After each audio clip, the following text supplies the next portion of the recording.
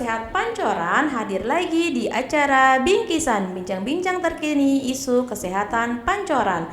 Kali ini bersama saya Jasri dari Promosi Kesehatan Pancoran, kita bakal bahas isu yang saat ini penyakitnya mulai banyak lagi nih, yaitu adalah penyakit campak yang menjadi KLB di DKI Jakarta. Bersama narasumber kita hari ini ada Dr. Ratna. Halo Dr. Ratna. Halo Mbak Ocha. Gimana kabarnya dok? Alhamdulillah sehat. Ya, alhamdulillah sehat ya dok ya. Oke, Dr. Ratna ini adalah salah satu dokter umum di Puskesmas Pancoran. Nih dok ya, sekarang nih campak ini kan mulai rame lagi ya dok, mulai Betul. banyak lagi nih di DKI Jakarta ya dok ya. Betul. Sebenarnya campak itu apa sih dok dan bagaimana cara penularannya? Oke. Jadi campak itu adalah salah satu penyakit infeksi yang sangat menular. Penularannya bisa terjadi lewat udara, lewat kontak langsung, atau lewat benda-benda yang kita sentuh gitu. Karena virusnya itu masih bisa nempel di permukaan benda sampai beberapa jam. Oh gitu, jadi menular banget ya dok ya? Oke. Betul sekali. Iya dok, nih yang berikutnya, kalau gejala penyakit campak itu apa aja ya dok ya? Kalau gejala campak diawali biasanya ada demam, kemudian diikuti dengan keluarnya merah-merah di seluruh tubuh dan ada gejala influenza seperti batuk pilek. Oh gitu, oke itu gejalanya campak ya biasanya ya dok Betul. ya. Terus kalau gitu imunisasi campak itu penting nggak ya dok? Seberapa penting untuk mencegah penularan penyakit ini? Oke.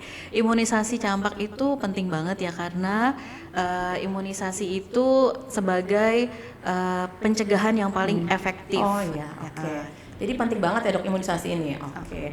Berikutnya di vaksin campak itu untuk usia berapa ya dok ya? Kalau kita di Indonesia itu vaksin campak kita biasanya berikan dalam bentuk MMR, mumps, rubella dan measles dan vaksin MR, measles dan rubella. Jadi yang pertama dosisnya kita berikan 3 kali di usia 9 bulan, kemudian usia 18 bulan dan kemudian di usia 5-7 tahun atau biasanya kita berikan pada saat anak usia kelas 1 SD. Oh kelas 1, jadi 3 kali ya dok ya? Betul untuk sekali. gitu. Terus kalau misalkan nih dok ada yang terlewat vaksinnya 9 bulan, misalkan bayinya sakit atau ibunya lupa gimana? Terus atau yang 18 bulan yang waktu boosternya lupa atau terlewat itu gimana ya dok? Iya itu sering banget terjadi ya dan sering banget ditanyain sama mama-mama ya.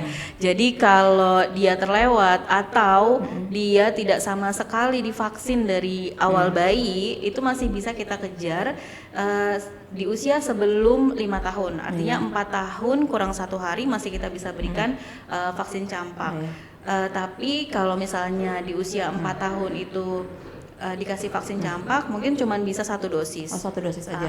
Nah nanti dosis yang berikutnya akan dikasih pada saat dia SD. Oh pada saat usia nanti kelas 1 SD itu ya dok? Betul. Ya? Oke. Ini yang berikutnya nih, kalau seseorang nih dok udah pernah kena campak, itu mungkin nggak nanti suatu hari lagi dia bisa kena campak lagi gitu ya dok? Kalau orang yang sudah pernah kena campak jarang sih untuk kembali kena campak lagi karena campak itu kalau kita sudah terinfeksi dia sudah akan membentuk kekebalan tubuh jadi jarang banget. Oh jarang ya biasanya Dia akan terjadi mungkin aja terjadi tapi itu kasus yang langka dan biasanya akan terjadi pada orang-orang dengan gangguan imunitas atau kekebalan tubuh. Jadi jarang banget ya, biasanya hanya sekali ya seumur hidup paling. Betul, iya. Ya dok nih kalau misalkan nih sekarang nih ada seseorang yang udah pernah dapat imunisasi campak ya dok, itu bisa nggak dia tertular penyakit campak gitu? Kalau orang yang sudah pernah diimunisasi campak, mungkin aja dia bisa tertular campak. Tapi kan penularannya juga gejalanya juga ringan dan komplikasinya juga minimal gitu. Oh gitu. Jadi vaksin tetap penting ya dok ya. Banget. Jadi walaupun tertular dia pun akan mengalami gejala yang ringan gitu ya, nggak seperti orang yang tidak diimunisasi campak sama sekali gitu ya dok ya. Betul, iya. Oke. Terus kalau misalkan penyakit campak ini ada komplikasi yang seriusnya nggak sih dok ya? Apa gitu misalkan kalau komplikasi terjadi biasanya terjadi pada bayi atau balita dan lansia gitu atau kelompok-kelompok rentan. Umumnya yang terjadi adalah pneumonia atau radang paru-paru, kemudian ada diare berat, kemudian ada infeksi telinga, terus kemudian bisa terjadi juga radang otak, sampai menimbulkan kematian. Oh iya, berarti komplikasinya banyak dan berbahaya ya dok ya? Betul, jadi nggak boleh dianggap remeh iya. campaknya itu. Ya berikutnya nih dok, kalau misalkan ada anak yang terkena campak, itu penanganannya seperti apa ya dok ya? Oke. Kalau penanganannya sih nggak ada obat-obatan khusus ya. Jadi ya karena ini penyakit virus, jadi pastikan daya tahan tubuhnya baik. Jadi anak istirahat cukup, berikan cairan yang banyak gitu ya.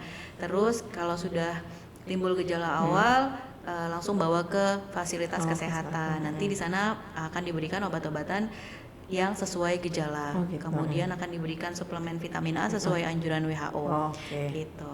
Terus yang berikutnya ya dok, apa yang bisa dilakukan orang tua untuk mencegah penyebaran campak di lingkungan rumah atau di sekolah gitu ya dok ya? Orang tua tuh bisa melakukan apa ya dok? Yang pasti anak diberikan imunisasi dengan lengkap.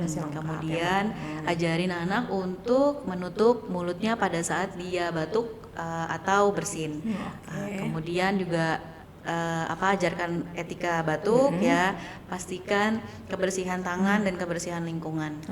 Terus diisolasi juga kali ya dok, kalau anak yang terinfeksi tidak bisa masuk sekolah dulu ya dok ya? Biasanya 4 hari diisolasi. Gitu. Di 4 hari dia tidak masuk sekolah gitu ya dok ya? Itu dari minimal 4 hari. Itu dari gejala awal atau dari timbulnya ruam? Dari pertama kali timbulnya ruam. Gitu, dari pertama kali timbulnya ruam itu berarti sudah harus diisolasi gitu. Betul, ya dok ya? Sampai ruamnya hilang atau sampai minimal 4 hari. Minimal 4 hari. Kalau 4 hari dia sudah fit, udah oke, ya boleh. Gitu. Ya dok ya. Terus ada pesan nggak sih dok untuk masyarakat supaya waspada terhadap penyakit campak ini? Jadi pesannya adalah pastikan tadi ya, berulang-ulang kali kita bilang imunisasi itu emang pencegahan yang paling baik gitu ya. Kemudian pastikan lingkungan, ya lingkungannya bersih, sehat, lindungi anak-anak, orang tua dan kelompok rentan dengan cara pencegahan yang baik dan benar. Oke dok ya. Terima kasih ya Dokter Ratna ya. Ilmunya sangat bermanfaat, banyak yang kita dapat dari podcast ini. Jangan lupa jaga kesehatan, jaga kebersihan, dan juga jangan lupa berikan imunisasi vaksinasi campak untuk anak-anak kita karena vaksinasi merupakan hak anak. Sekian podcast kita hari ini. Terima kasih yang sudah mendengarkan. Sampai jumpa di podcast berikutnya. Dadah.